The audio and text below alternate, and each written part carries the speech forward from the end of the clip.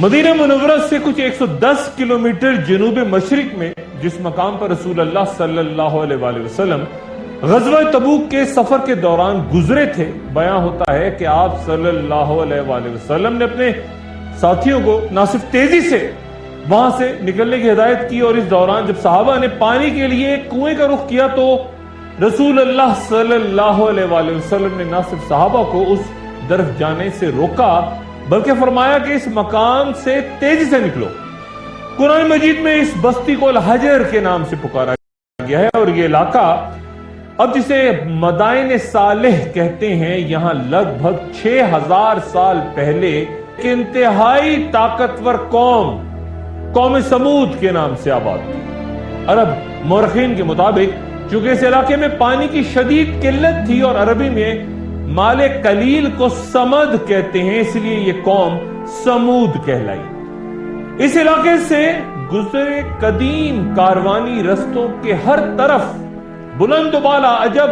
شکلوں میں کچھ اس طرح سے پہاڑ نظر آتے ہیں جیسے کسی سخت زلزلے نے اس تمام علاقے کو پہاڑوں کے دامن سے لے کے چوٹیوں تک ٹکڑے ٹکڑے کر کے رکھ دیا ہو۔ رابط سے القوہ تک اور مدینہ و خیبر سے تبوک تک کا تمام علاقہ ہی بربادیوں کے نشانات سے بھرا ہوا ہے۔ ان پہاڑوں کی پتھریلی چٹانوں میں تعمیر گھروں اور محلات کو دیکھ کر اندازہ ہوتا ہے کہ الحجر کے باشندے پتھروں کے درمیان زندگیاں گزارا کرتے تھے۔ کچھ عرصے پہلے مدائن صالح میں حجاز کا سب سے بڑا ریلوے اسٹیشن بھی ہوا کرتا تھا، جس کی عمارت اب تک وہاں ایک خستہ حال انجن اور چند گاڑیوں کے ساتھ موجود ہے۔ بیان ہوتا ہے کہ تب یہاں کچھ آبادی ہوا کرتی تھی، لیکن اب چند گھروں کے سوا یہاں کچھ بھی نہیں۔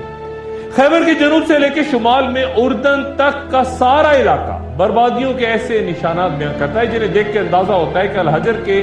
باشندے پتھروں کے درمیان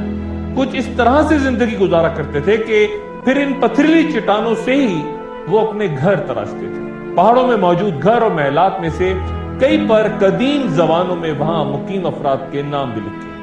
مثلا ایک عالیشان گھر پہ شہزادی کا محل عبرانی زبان میں لکھا ہوا ہے، اور کسی گھر یا کسی محل کے دروازے پر دہلیز نہیں۔ قرآن شریف میں اللہ تعالیٰ فرماتے ہیں، اور سمود کے ساتھ کیا کیا گیا جنہوں نے وادی میں چٹانیں تراشی تھیں۔ حضرت صالح علیہ السلام کا نام قرآن شریف میں 9 بار آیا ہے۔ وہ قوم سمود میں حضرت ہود علیہ السلام کی قوم عاد کی تباہی کے تقریباً 100 سال بعد حضرت نوح علیہ السلام کی نسل سے ہی ایک شخص سمود کی اولاد سے تھے، اور یہ غالباً وہ لوگ تھے جو قوم عاد پر عذاب آنے سے بچ گئے تھے۔ یہ بت پرست قوم تھی جو قوم صالح کا مذاق اڑاتی تھی اور کہتی تھی کہ اے صالح، تم خود بھی تو کچھ غور کرو، اگر ہم باطل ہوتے، گناہگار ہوتے، غلط ہوتے تو کیا ہمیں یہ عالی شان محلات، میوہ جات، نہروں کی فراوانی اور یہ سرسبز و شاداب جنت نظیر باغات ملتے؟ اے صالح، تو خود کو اور اپنے چند حامیوں کو تو ذرا دیکھ اور بتا، نقصان میں ہم نہیں تو خود ہے۔ حضرت صالح علیہ السلام ان کی گمراہی پر دکھ فرماتے اور کہتے کہ اے نادانو، اپنے عیش و عشرت پہ غرور مت کرو اور خدا کے دین کا مذاق مت اڑاؤ، اس لیے کہ اگر تمہارے غرور و تکبر کا یہی حال رہا تو سب کچھ فنا ہو جائے گا۔ جواباً سمود کے سردار کہتے کہ اگر کوئی رسول ہونا ہی تھا تو ان کے اہل تو ہم تھے، نہ کہ صالح تم۔ اور پھر انہوں نے صالح علیہ السلام سے کسی معجزے کا مطالبہ کر دیا۔ یہ بات میں پہلے بھی کہہ چکا ہوں کہ انسان کی فطرت ہمیشہ یہ رہی کہ وہ حق بات اور عاجزی سے زیادہ طاقت، جادو اور روپے پیسے سے مرغوب ہوتا ہے، دولت سے۔ اور صالح علیہ السلام نے پھر پوچھا کہ کس قسم کا معجزہ چاہتے ہو؟ تو لوگوں نے کہا کہ وہ سامنے جو پہاڑ ہے، اس پہ جو پتھر نصب ہے، اس میں سے ایک ایسی اونٹنی نکال کے دکھاؤ جو فوراً ہی بچہ پیدا کر دے، تو پھر ہم تمہاری باتوں پہ فوراً ہی ایمان لے آئیں گے۔ حضرت صالح علیہ السلام نے اللہ سے دعا کی تو سامنے پہاڑی سے اونٹنی ظاہر ہو گئی اور اس نے فوراً ہی ایک بچے کو جنم بھی دے دیا۔ یہ معجزہ دیکھ کر ایک سردار جندو بن عمرو فوراً ہی ایمان لیا ہے، لیکن باقی تمام قوم اپنے وعدوں سے پھر گئی۔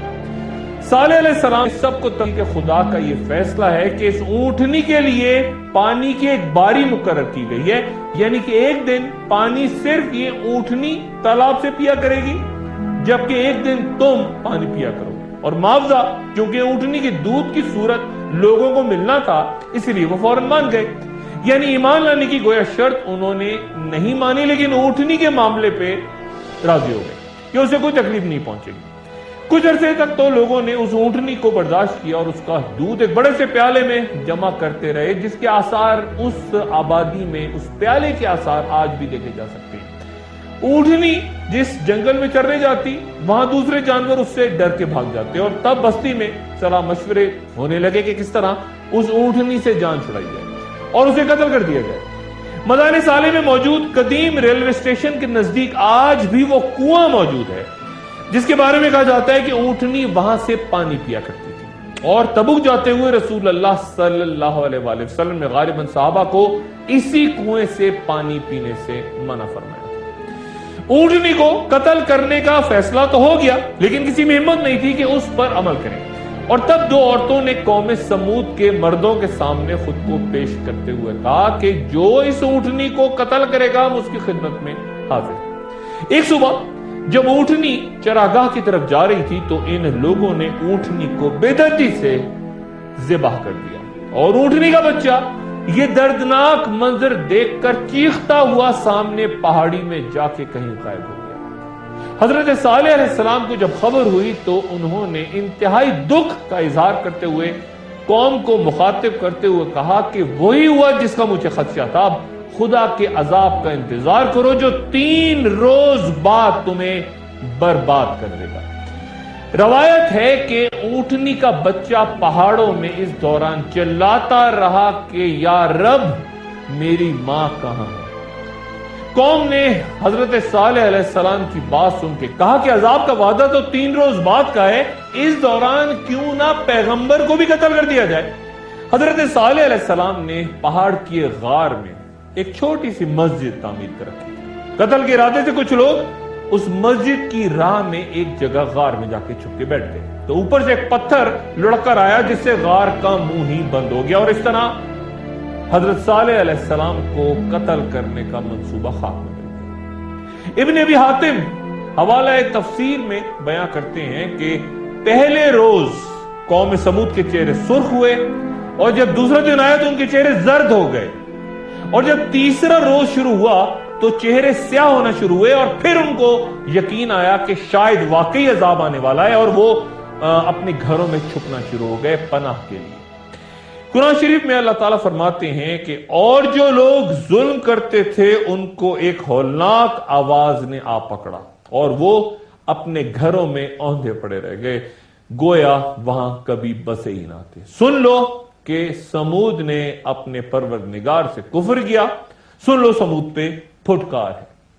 عذاب کے پہلے مرحلے پہ ایک زبردست چنگاڑ کی آواز آئی پھر شدید زلزلہ جس سے پوری آبادی اتھل پتھل ہو کے چکنا چور ہو گئی. تمام